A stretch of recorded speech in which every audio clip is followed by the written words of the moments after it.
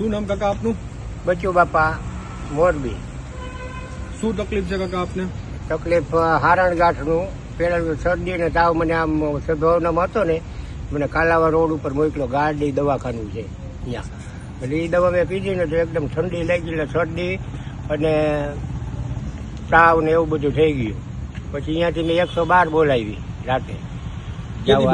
Civil અહીંયા કડે બોલાવી ગાડી. કઈ તારીખે બોલાવી હતી? તારીખ ને મને યાદ કેટલા 2-4 દી પહેલા કે? ના 1.5 મહિનો થયો. 1.5 મહિના પહેલા. 1.5 મહિના પહેલા. એટલે ગાડી બોલાવી તો મને જવા નહોતી, તો મને કે સવારે અમે તમને દવા આપશું. અને છેલ્લે લોહીની ઉલટી થઈ ગઈ હતી, ત્યાં સુધીની તકલીફ થઈ ગઈ હતી. એટલે પછી મેં ગાડી બોલાવી હતી. પછી સવારે મને દવા આપી ગાડીવાળાએ, એસિડિટીની કેપ્સ્યુલ આવે છે ને, કેપ્સ્યુલ આપી એટલે સારું થઈ ગયું. પછી મને પછી પાછું અહીંયા આવ્યા પછી મારા મગજની મેં જ્યારે હું પીપળિયા દાખલ થયો ને સદભાવનામાં, ત્યારે હું એ લોકોએ નક્કી જ કર્યું હતું. મેં કીધું રોજની મારે 2 ગોળી જોઈ, 2 ગોળી દુખાવાની અને 2 ગોળી મગજની, મારા મગજની તકલીફની. એટલે પછી એસિડિટીની મેં દેખાડી પણ એને લખ્યો ન એટલે મને નથી ખબર. અત્યારે સિવિલમાં તમે આવ્યા શેના માટે આવ્યા છો? હું શરદીને એને 6 તારીખે હું સદભાવનામાંથી આવ્યો ને, ત્યાર પછી શરદીની ની દવા લીધી, હાથની લીધી, અને અત્યારે છે હારળ ગાંઠ 2 બાજુ. અહીંયા 2 ગાંઠું છે આપણે.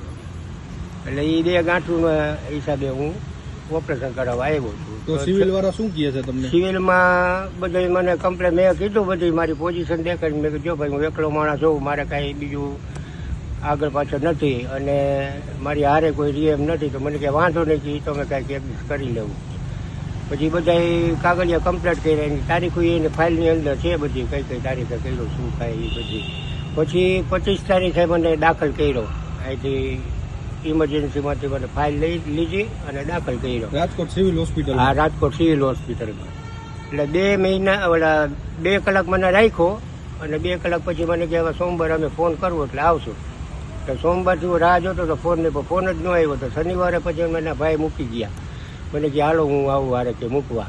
તો ત્યારે પાછો મને દાખલ કર્યો. પાછો વળી 4-5 કલાક થઈ એટલે મને કે હવે પાછા જાઓ, સાહેબના છોકરાનું એક્ઝામ છે એટલે કે 15 તારીખે હવે ઓપરેશન થશે કે 22 તારીખ.